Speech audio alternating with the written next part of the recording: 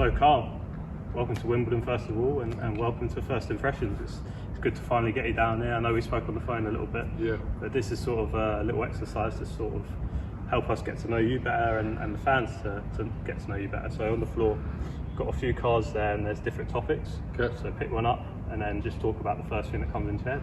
So off we go. Transfer speculation.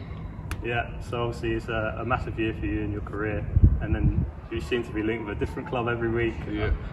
You can obviously elaborate a bit more. What was that like? From the outside looking in, it always looks good because it shows that I'm doing something right, the interest. But as a player, you don't really look into it because, especially from my first season at Moors, I had interest from really big clubs such as like Man City, and so you can't let it get to your head. You have to keep going, especially I learned from last year that the move doesn't always come. So if you let that get to your head kind of like, and it doesn't happen, it will affect your season massively. So you just got to stay humble until it happens, because nothing's really done in football until it's done. So especially this year, hearing all the speculations, it was another case of, is it going to be another situation of last year? Do I end up staying at Moors, or is something actually going to pull through? And luckily I got my move to Huddersfield, and everything kind of worked out from there. Was it sort of a relief when it eventually came about? Yeah, massive relief. It was almost like the hard work had paid off. I'm starting to see results now. So it's just being able to kick on again and kind of just prove people that I'm able to do it at a level where it's treasured. Like the league is something that's a lot more respected than National League. I feel like coming up now, National League will get a lot more respect because of the big teams that are dropping down from league. But when I first joined, it didn't really have the respect of what the league has. So being able to do it in a league environment, or being able to show I'm able to do it in the league environment, will be massive for my career. Definitely. Football hero. Yeah, so who did you idolise growing up?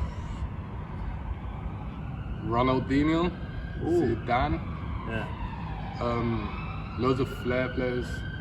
Although like I'm 6'9", I always, like, you're a kid, you don't understand how much your height will set you apart from other players, how to use your height to your advantage. So you always look up to people that you just find most entertaining. Like I was watching Neymar when he was playing for Santos, and I just love what people entertaining through football. I feel like that's the reason I play, to express myself, and seeing people do that really brings me in and makes me love the game more. Did you ever buy the Ronaldinho boots as a kid? Yeah, I had the white tiempos. Oh yeah. With the tongue that come over with R10 on the side. I had those. I wish I kept them now. You could get the headbands as well, and the wristbands as well. Also. I used to. What did I do? It was last year actually. I watched the Neymar documentary. It come out on Netflix, and he had tape on his wrist. Even at my age now, I tape my wrist. I ended up scoring, and it was just like, is it because I've watched the documentary or what? From that, you take little things and you just play with such a freedom when you watch these kind of people. So they're the people I really looked up to. Love that.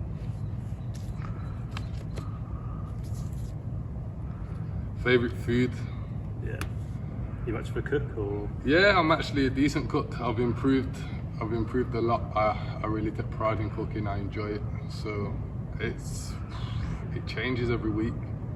It changes. I like chicken because you can do so many variations to it. So I say chicken's the easy one to say. But at the moment, I'm really enjoying prawns. Prawns are up there. I never used to like prawns at all. As I got older, I tried them once and I just fell in love. So I'd say right now, prawns. Well, it changes a lot. You could ask me next week and it will be something else. One of our kit men, Jeff, you might have met him earlier at the training ground. Yeah. He does jerk chicken. Like the boys always put orders into him, and he brings a whole batch in. It's really popular. Yeah, you could sign yourself up, mate. Yeah, that's me. That is. Yeah, I'll be signing myself up for sure. Yeah.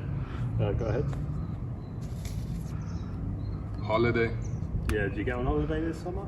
No, I was meant to go, but I had to cancel 2 holidays due to my injury.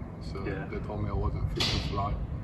It just means that at the end of this season, when we've achieved what we're supposed to achieve, I can really go and enjoy myself. Yeah. Because I missed out on this year. Yeah. Where were you planning to go? Had our Ibiza booked, and then Mexico as well. Ocean Beach. Yeah. So it would have been memorable, but I guess you have to look after your body first and foremost. Yeah. Respect that. Fair play. Height. Yeah. So, like, some kind of a weird question, really. When did you sort of grow to be as tall as you are now? Like, were you always tall in school? Always tall. Always tall. I remember Mum saying I was born at like 58 centimeters. Yeah. So that's like 2 rulers. So I've always been taller than everybody else. And going through school, like I think in year 6, I was leaving there at like 5'10", size 10, 11 feet. Yeah. So I was starting off secondary school like I was leaving secondary school. So it's just always been bigger than everyone. Then you didn't get ID'd too much though. Nah, never. Never. Well, I had a baby face. Yeah. So everyone's seen me, but I always had a baby face. So it was like only recently I've started maturing into like my height and stuff, where you can tell like I look older. But I'd say I stopped growing around 17, 18. So I've been 6'9" since around them ages. So.